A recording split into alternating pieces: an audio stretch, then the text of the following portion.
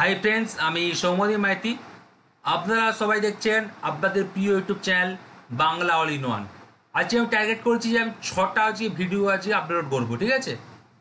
তো প্রত্যেকটা প্রশ্ন থেকে কিন্তু 1 নম্বরের প্রশ্ন কমন আসতে পারে, ঠিক আছে?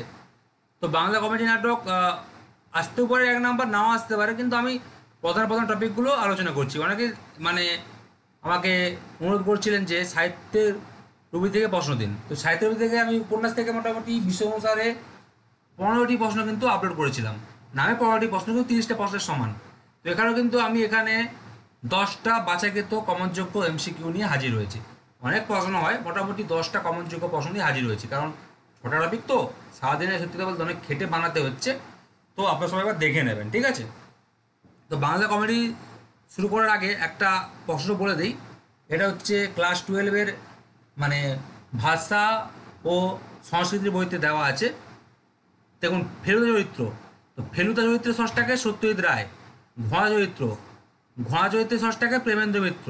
টেনে চরিত্র, তো টেনে চরিত্রের ষষ্ঠাকে শঙ্কু, প্রভাস শঙ্কু চরিত্রের ষষ্ঠাকে সত্যজিৎ রায়।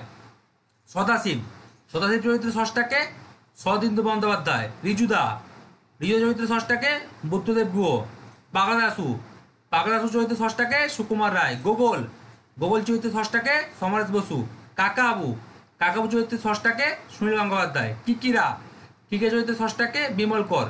হাঁদা বোধান নন্টে বন্টে, হাঁদা বোধান নন্টে বন্টে ওই চরিত্রের ষষ্ঠা হচ্ছে নারায়ণ দেবনাথ। আর 12 নম্বর হর্ষবর্ধন গোবর্ধন, এই হর্ষবর্ধন গোবর্ধন চরিত্রের ষষ্ঠা হচ্ছে শিবরাম চক্রবর্তী, ঠিক আছে? এটা হচ্ছে ক্লাস 12-এর ভাষা ও সংস্কৃতির বইতে দেওয়া আছে। আমি চাইলে কিন্তু আমার কাছে পুরো লিস্ট আছে চরিত্রের ষষ্ঠা। এবার সেগুলো হচ্ছে 50টা 60টার উপরে।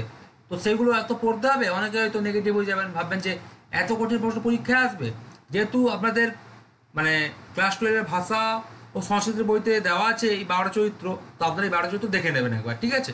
তো চলুন শুরু করি কমেডি নাটক। ওকে, ফার্স্ট প্রশ্ন, কমেডি শব্দটির উদ্ভব হয় কোন শব্দ থেকে?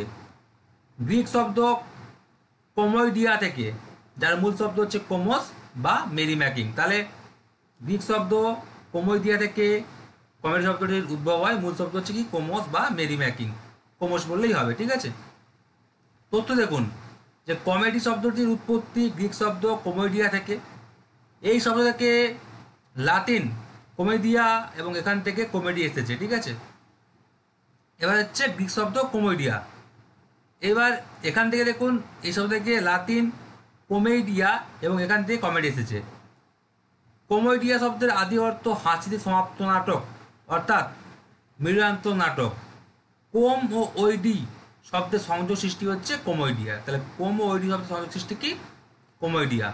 ওকে, এই কমেডিয়া শব্দের আদি অর্থ কি? হাসিতে সমাপ্ত নাটক, অর্থাৎ মৃগান্ত নাটক। এটা কিন্তু মনে রাখবেন। তারপর দেখো, কোম এর অর্থ হচ্ছে গ্রাম মানে ভিলেজ, এবং ওইডে এর অর্থ হচ্ছে গান গাওয়া বা সিঙ্গিং। অর্থাৎ কমেডি মানে গ্রাম্য ভোজন উৎসবের আনন্দ গান, অথবা একে বলা যেতে পারে জনপ্রিয় নাট্যকলা। এবং গ্রিক দেবতা ডায়োনিসাসের পুজো উপলক্ষে শীতকালীন যে উৎসব হতো সেখান থেকে কমেডির উদ্ভব হয়। ডায়োনিসাসের মৃত্যু উপলক্ষে ট্র্যাজেডি ও পুনর্জন্ম উপলক্ষে কমেডির সৃষ্টি হয়, ঠিক আছে?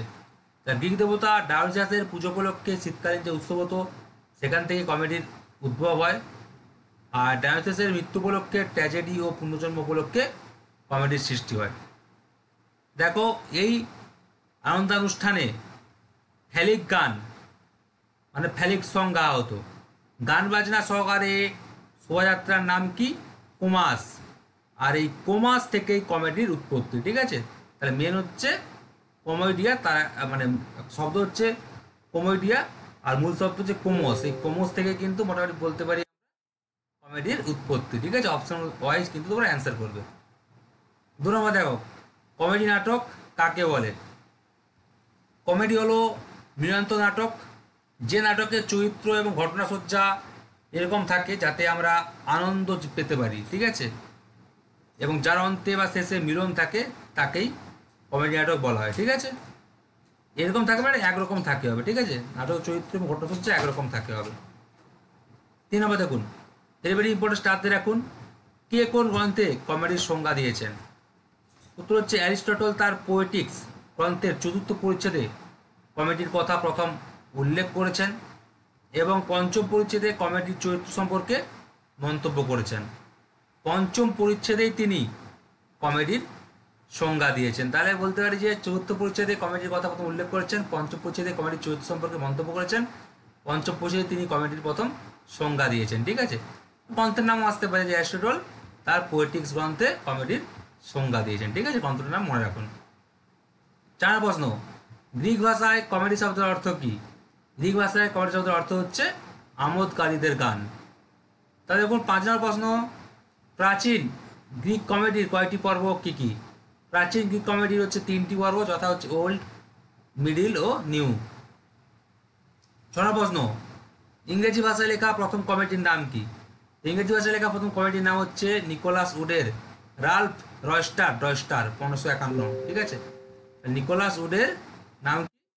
রাল্ফ রয়স্টার সাল হচ্ছে 1551 খ্রিস্টাব্দ। ঠিক আছে।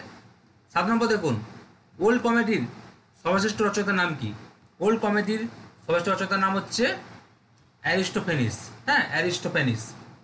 তাহলে দেখো 8 নম্বর, নিউ কমেডির প্রধান নাট্যকারের নাম কি?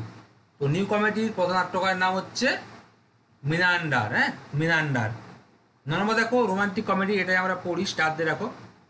রোমান্টিক কমেডির উদ্ভাবক ও শ্রেষ্ঠ শিল্পী কে ছিলেন?